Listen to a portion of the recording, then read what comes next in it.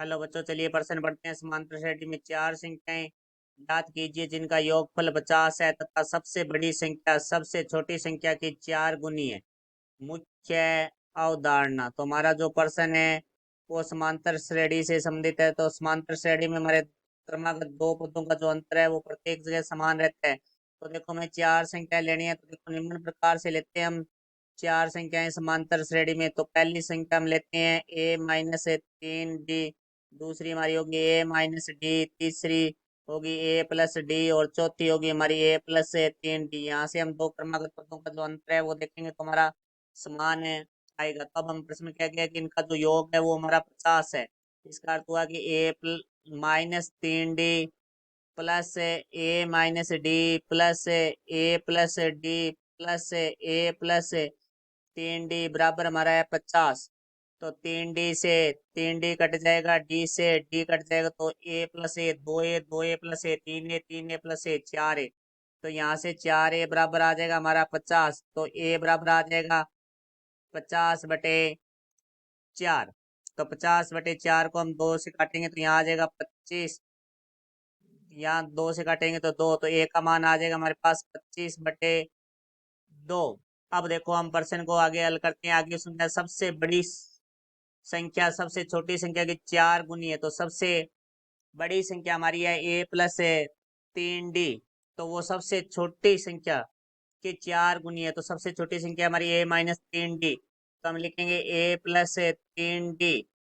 सबसे बड़ी संख्या जो कि सबसे छोटी संख्या a-3d की चार गुनी है। तो यहाँ से आ गया a+3d बराबर 4a-4 को 3 से गुणा किया 12d।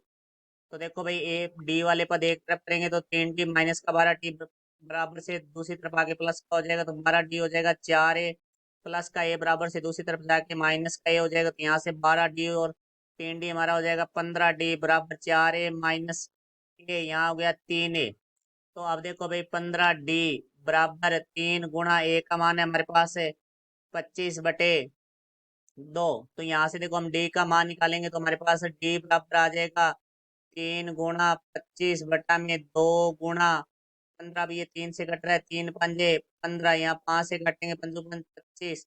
तो यहाँ से हमारे पास डी का मान आ जाएगा 5/2। तो प्रश्न में हमें चार संख्याएं पूछी गई है। तो हमारी जो श्रेणी थी उसके हम अंदर जो चार संख्याएं मानी थी हमने समांतर श्रेणी में, जो इस प्रकार से थी हमारी a-3d, a-d, a+d, a+3d।